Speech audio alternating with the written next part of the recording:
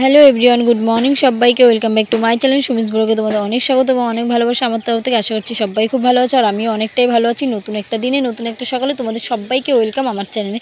সকাল সকাল ঘুম থেকে উঠে এবার ফ্রেশ হব, হয়ে রেডি হব, হয়ে তারপরে বাইরে বেরিয়ে তারপর তোমাদের সাথে পুরো ভিডিওটা শেয়ার করবো। তো চলো ভিডিওটা কন্টিনিউ দেখতে থাকো, আশা করি তোমাদের সবার খুব ভালো লাগবে। আজকে কোথায় ঘুরতে যাই বা কি খাওয়া দাওয়া করি, কি শপিং করি সেটাই তোমাদের সাথে শেয়ার করব।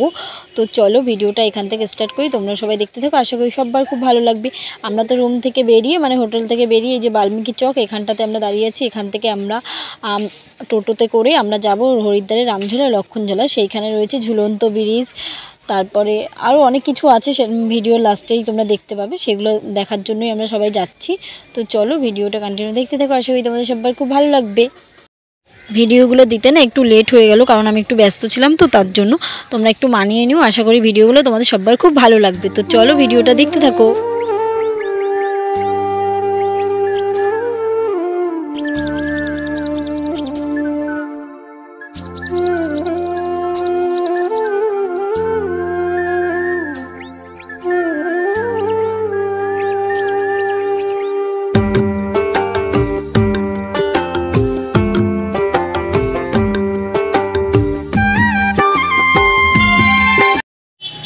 অটো আমাদেরকে নামিয়ে দিয়েছে, সেখান থেকে আমরা 5 মিনিট হেঁটেই আর কি এই লক্ষণঝোলা যে ঝুলন্ত ব্রিজটা, আর রামঝোলা বন্ধ আছে, রামঝোলাতে একটু কাজ চলছে, তাই ওই ব্রিজটা দেখার ভাগ্য হলো না এতটা কাছে এসেও।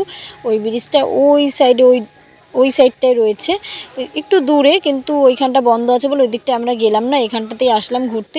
আর ব্রিজটা না রীতিমতন অনেকটা জোরে জোরেই দুলছিল, মানে আমি তো প্রথম একটু ভয় পাচ্ছিলাম। তারপর দেখলাম সবাই যাচ্ছে, ছবি তুলছে, তখন আর অতটা ভয় কাজ করছিল না।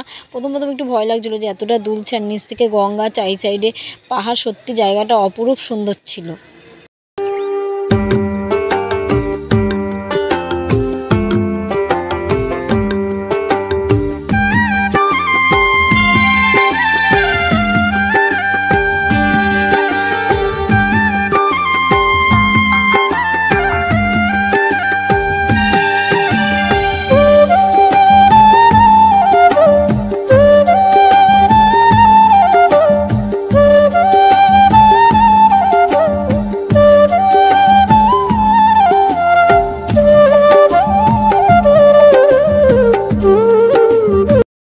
ব্রিজে প্রথম দিয়ে যখন আমরা আসছিলাম তখন কোনো মাছ কিছু দেখতে পাইনি, আমরা ভেবেছি হয়তো এখানে কোনো মাছই নেই। কিন্তু আরেকটু যেই ভিতরে আসলাম, মানে ব্রিজটার মাঝখানে প্রচুর মাছ, আর সব মাছগুলো কালারিং মাছ, খুব সুন্দর লাগছে দেখতে। মাছগুলো তো তোমাদেরকে জুম করে দেখাতে পারলাম না, কারণ জুম করলেও মাছগুলো, আমি চেষ্টা করেছিলাম জুম করার, কিন্তু জুম করেও মাছগুলো আসছিল না। সেজন্য এই যে আমরা এখন ব্রিজটার নিচের দিকেই নামবো। দেখো পাহাড় সাইড দিয়ে পুরোটা ঘিরে পাহাড়, মাঝখান দিয়ে গঙ্গা বয়ে গেছে নিচ থেকে। আর ব্রিজ সত্যি জায়গাটা অপরূপ সুন্দর, মানে প্রকৃতি যে এত সুন্দর হয় তা ঘুরতে না আসলে না, মানে দেখলে, চোখে না দেখলে বিশ্বাস হয় না।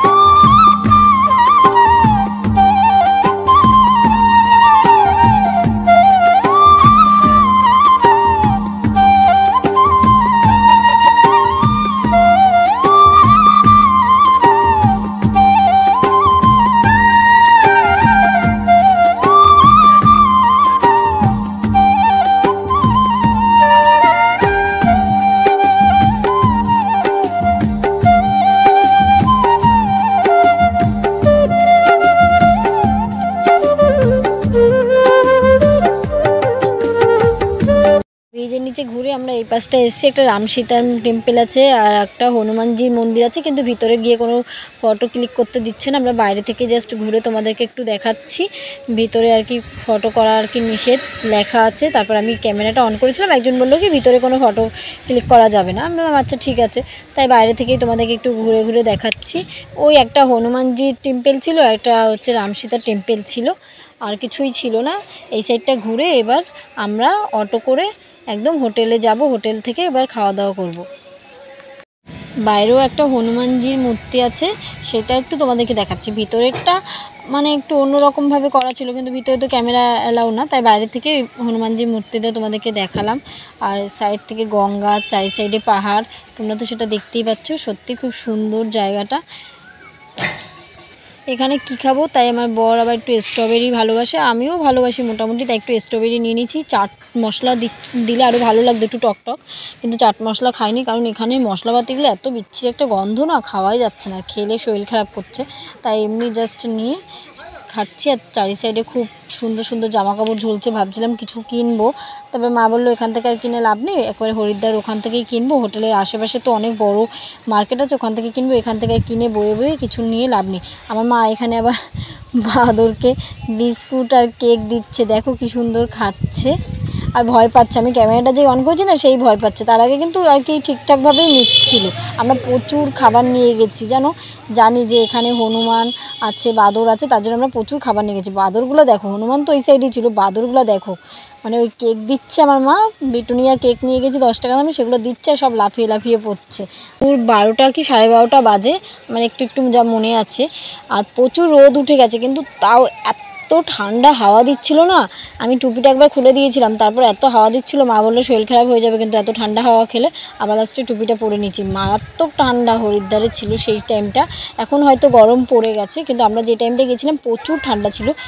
এখন দেখো আমরা এখন বাড়ির দিকে যাচ্ছি, বাড়ি মানে হোটেলের দিকে যাচ্ছি ব্রিজটার উপর থেকে। আর ব্রিজটা এত সুন্দর দুলছিল না, ভালো লাগছিল, আবার একটু একটু ভয়ও করছিল, মনের মধ্যে একটু একটু ভয় করছে, আবার ভালোও লাগছে যে ব্রিজটা সুন্দর দুলছে।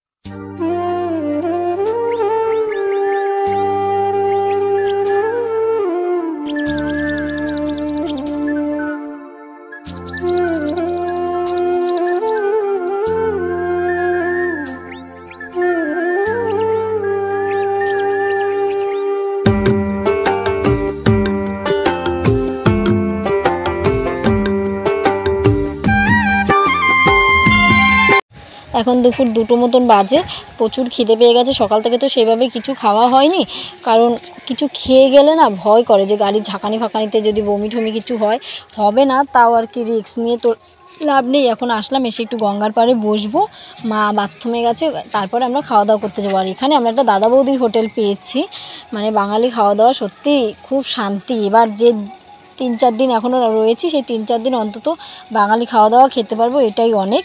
তাই এখন এই গঙ্গার পাড়ে একটু বসছি। দেখো প্রচুর পরিমাণে এখন আর কি ঢেউ, হাওয়া যত চলে তত ঢেউ বেশি হয়। আর এখানে কোনো ওই জোয়ার ভাটার কোনো ব্যাপার নেই, মানে সবসময় এরকম ঢেউ থাকে, এর থেকেও বেশিও ঢেউ থাকে।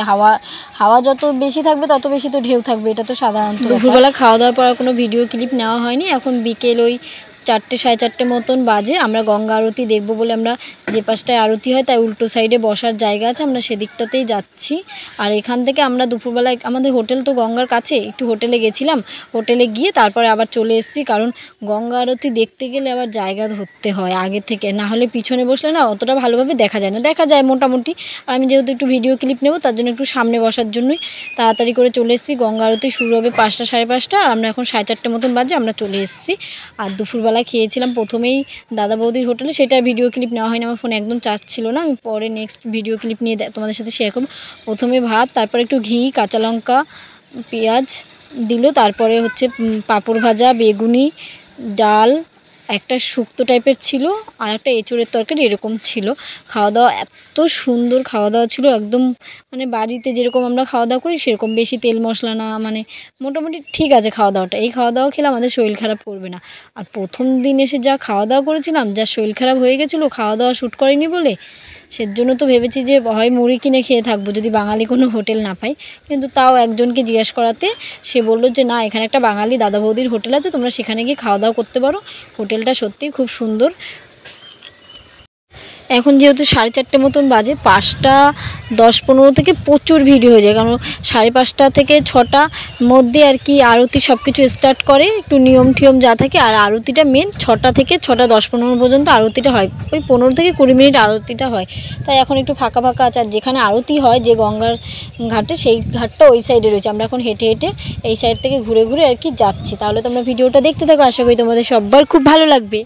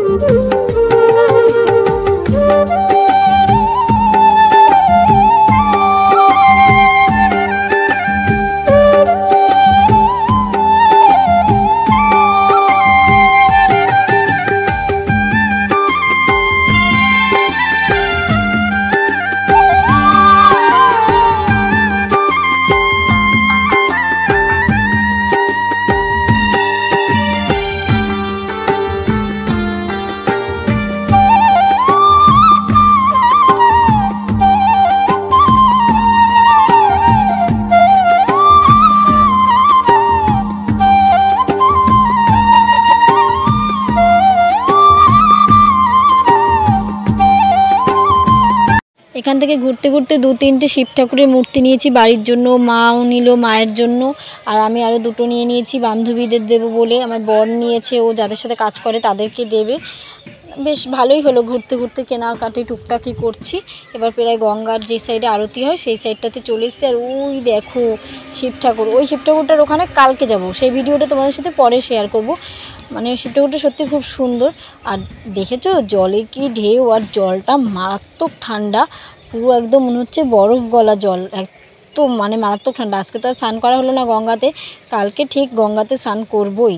কালকের দিনটা কোথাও যাই না যাই, আগে গঙ্গা স্নান করব। গঙ্গাতে সবাই স্নান করছে দেখে ইচ্ছা হচ্ছে স্নান করতে, জলটা ঠান্ডা যদিও, তাও স্নান করবো। দেখো দেখো কত ভিড়। আমরা ঘুরে আস্তে আস্তে পুরো একদম ভিড় হয়ে গেছে। ওই সাইডে গঙ্গা আরতি হয় আর এই সাইডে সব লোক বসে দেখে। আমরা তো আজকে সেভাবে জায়গা পেলাম না, আমরা এক সাইডে দাঁড়িয়ে দাঁড়িয়েই দেখছি। কালকে মাকে বলেছি যে কালকে গঙ্গা স্নান করবো আর গঙ্গা আরতি দেখার জন্য আরও তাড়াতাড়ি, মানে 2-2:30টার সময় এসে বসে থাকবো। আর রোদে বসতে খারাপ লাগবে না, কারণ ঠান্ডার সময় তো, ঠান্ডা ঠান্ডা হাওয়ায় রোদে বসতে বেশ ভালোই লাগে। ওই সাইডটায় গঙ্গা আরতি হবে, মানে মেন আরতিটা ওই সাইডে হবে, আর সবাই এই সাইডে বসে। প্রচুর ভিড় হয়ে যাচ্ছে আস্তে আস্তে, মানে দেখো তোমরা ওই সাইডটা, এইখান দিয়ে গঙ্গা আরতি হবে। আর ওই সাইডটাতে দেখো কত লোক সব মানে আর কি দাঁড়িয়ে পড়েছে গঙ্গা আরতি দেখবে বলে। তাই আমরা এই সাইডটাতে দাঁড়িয়ে আছি, সেইভাবে হয়তো ভালোভাবে দেখতে পাবো না, ওপারটায় হলে ভালোভাবে দেখা যেত। এখনও তো রয়েছে 2-3 দিন, ভালো করে দেখবো, ভিডিও ক্লিপ নেব, তোমাদের সাথে শেয়ার করব।